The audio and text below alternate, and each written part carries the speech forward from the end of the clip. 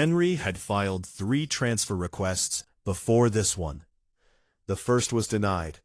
The second was denied with a note suggesting she reconsider her career trajectory.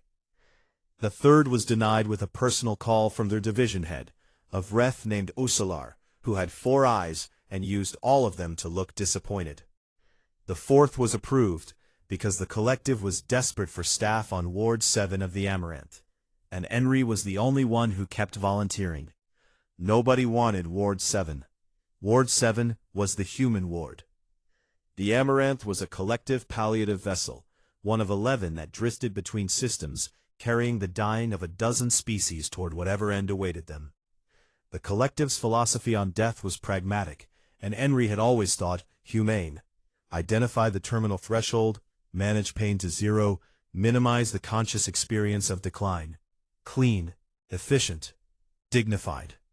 She had spent 6 years on Ward 3, which served the Ulan. They were stoic people. When the time came, they closed their secondary eyes, folded their feeding arms, and went inward. Her job had been mostly pharmaceutical, adjustment of compounds, monitoring of vitals. Occasionally she would rest a hand on a carapace, and the Ulan would make a low sound that meant roughly, acknowledged. Then she would move to the next bed. She had been good at it, she had been fast, she had never cried. She requested Ward 7 because she had heard things. In preparation for the transfer, she read. The collective xenological database had an entire subsection on human philosophical traditions.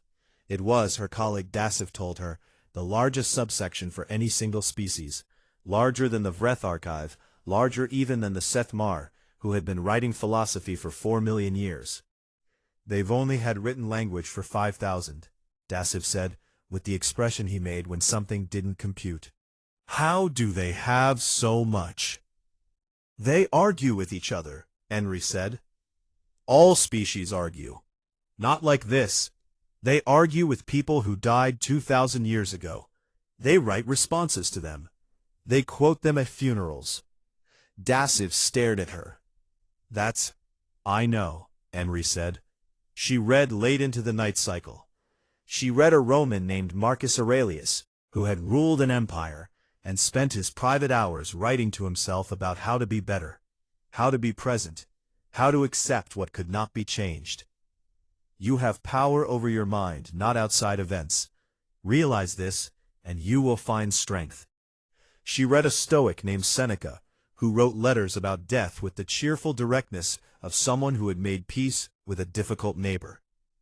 Let us prepare our minds as if we had come to the very end of life. Let us postpone nothing.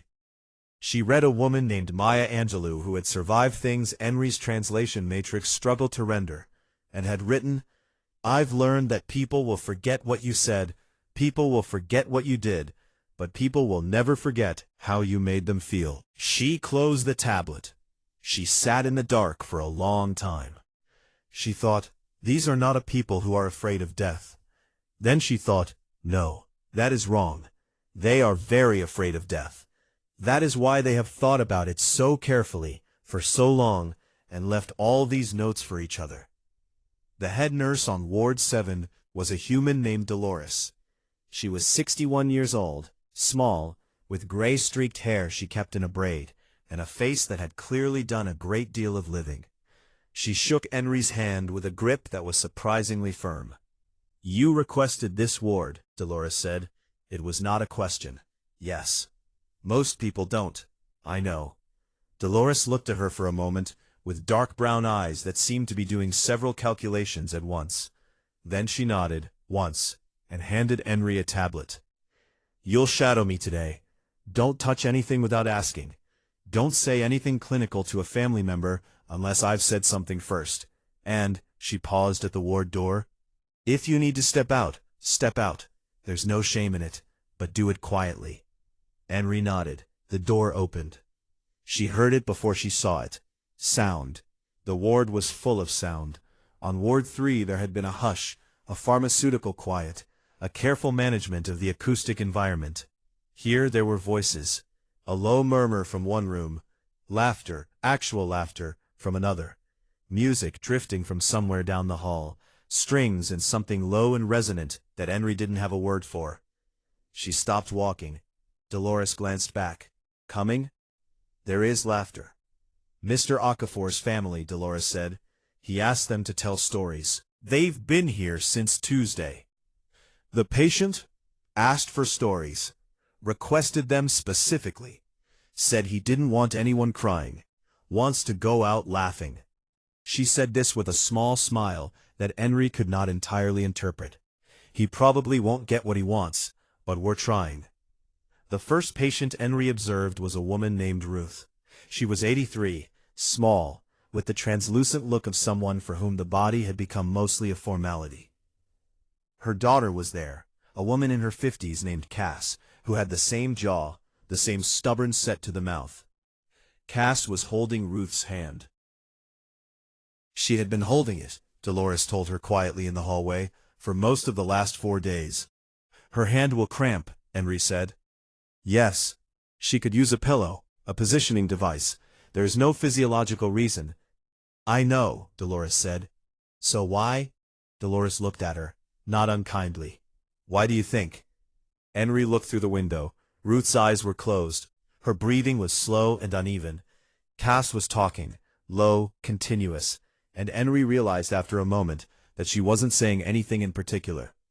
She was describing a meal, a specific meal, from what seemed like many years ago. A Sunday, the smell of something cooking, a kitchen with yellow curtains.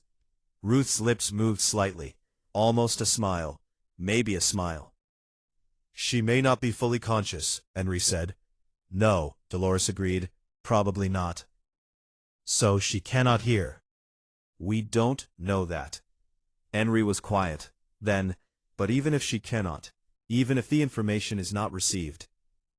And that matters too. Later, alone, Enri looked up the word witness. The human definition was longer than she expected. It did not only mean to observe, it meant to be present for, to stand beside something and confirm by your presence alone that it was real. She thought of Angelou. People will never forget how you made them feel. She thought Cass was not really talking about yellow curtains. It was on the 3rd day that Enri was called to sit with a patient alone. His name was Tomas. He had no family, a fact noted in his file, without elaboration, the way files noted things that were simply true and could not be changed. He was 67, former engineer, and he was dying of something that had started in his lungs and had not stayed there. He was awake when she came in. His eyes, dark, still sharp, moved to her, and he looked her over with the thoroughness of someone who had spent a life assessing structural integrity. You're the new one, he said. His voice was rougher than it had been in earlier recordings. The alien. I am from Velsoren, yes, Enri said. I am a nurse. My name is Enri. Enri. He tried it out. Sit down, Enri. You're making me tired just standing there. She sat. He looked at the ceiling for a while. She monitored his vitals on her tablet. They were what they were. There was nothing to adjust. There was nothing, technically, to do. She had never in 6 years of nursing had nothing to do. You can talk, he said, without looking at her. If you want. Or not. Either's fine. What would you like me to talk about? I don't know. Something. A pause. Something that isn't this room. So she told him about Velsoren, about the way the light came through the atmospheric particulate in the late season, how it turned everything a color she had never found a word for in any other language, about the sound the wind made in the crystalline formations on the northern shelf, about small things, ordinary things, things she had not thought about in years. He listened with his eyes closed. After a while, he said, "That sounds beautiful." "It is," she said. She was surprised to find that she meant it. Then he said, without opening his eyes, "It is not death that a man should fear, but he should fear never beginning to live." She recognized it. Marcus Aurelius. She had read it 3 weeks ago in the dark of her quarters. "You read the Stoics," she said. My mother gave me meditations when I was 17. A faint sound that might have been a laugh. Terrible gift for a 17-year-old. Best gift I ever got. He was quiet. I used to think it was about being tough, not feeling things. You know, discipline, control. He paused to breathe, carefully. Took me until about 60 to figure out it was the opposite. It's about paying attention, being here, really here for whatever is actually happening. Another careful breath. Took me too long. You are here now, Enri said. He opened his eyes and looked at her. Something moved in his expression that she was only beginning to have the vocabulary for. Yeah, he said quietly, I am. Near the end of his second week, Tomas was mostly sleeping. Enri sat with him anyway. She had started bringing a book, actual human philosophy now, not just the database summaries. She was working through Seneca's letters, which were addressed to a friend named Lucilius, and felt, strangely, like they were addressed to her. She read one passage 3 times. Omnia Lucilii, aliena sunt, tempus tantum nostrum est. Everything, Lucilius, belongs to others. Time alone is ours. She looked at Tomas, at the slow rise and fall of his chest, at the monitor beside him, its numbers doing what numbers did. She thought about what it meant that she was here, that she had chosen to be here, that every hour she sat in this chair was an hour that was, in the Stoic sense, entirely hers, freely given, freely spent. She had never thought about time that way before. She read it to him, quietly, in case he could hear. First the Latin, which she had been practicing the pronunciation of. Then the translation. His hand, resting on the blanket, moved slightly. She put her hand over it. She stayed until the end of her shift. Then she stayed an hour past it. He died, on a Tuesday, in the early morning, while the ship moved silently between stars. She was there. Afterward, she stood in the corridor for a while, not going anywhere in particular. Dolores found her and stood beside her without saying anything, which Enri had learned was its own kind of language. He quoted Marcus Aurelius to me, Enri said finally, the first day. Tomas always did that, Dolores said, especially to new staff. He said it was his way of finding out what kind of person he was dealing with. What was he looking for? Dolores thought about it. Someone who would listen, I think.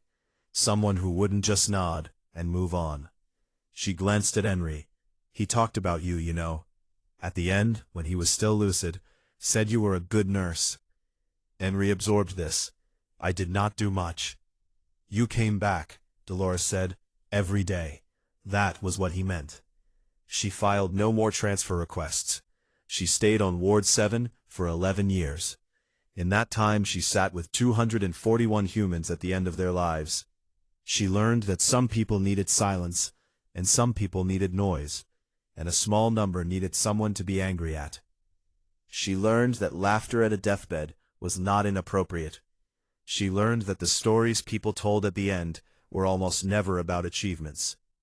She learned that humans quoted their philosophers the way other species quoted their gods, not for doctrine, but for company. A dying woman recited Rumi in a language Enri did not speak, and Enri did not need to speak it to understand. An old man pressed a copy of James Baldwin into her hands, and said, "Read this after," and she did, and she sat with it for a long time. She filled a notebook, a paper one, a human habit she had acquired, with lines she collected from the ward. Things patients said, things families said. Quotes worn smooth from repetition, clearly carried for years. She did not organize them. She did not analyze them. She simply wrote them down, the way the humans had written them down originally, leaving them for whoever came next. On her last day before retirement, Dolores, older now, the braid fully silver, found her in the break room. 11 years, Dolores said. Yes, you should have burned out in 6 months. Most do. Enri thought about this. I think, she said slowly, I stayed because I kept learning something. What? Enri was quiet for a moment. Outside the window stars moved, or the ship did, which amounted to the same thing. Seneca wrote, Nous quam est qui ubique est. To be everywhere is to be nowhere. She paused. I think before I came here I was everywhere. I was efficient. I moved through. I was present in the clinical sense but not in the human sense. She looked at her hands. Here I learned to be in one room, with one person, completely. She looked up. That is a harder thing than it sounds. Dolores smiled. She had always had a good smile. She reached out and gripped Enri's hand. The old human gesture, the one Enri had learned to receive, and then learned to give, and then stopped noticing entirely, which was, she supposed, what it meant to really learn something. Same time tomorrow, Dolores said. Enri had a shuttle booked, a life back on Velsorin waiting, 11 years of accumulated leave she had never taken. She thought of Tomas, of Marcus Aurelius at 17, of what it took too long to learn. She thought, I still have time. Yes, she said, the way she always said it.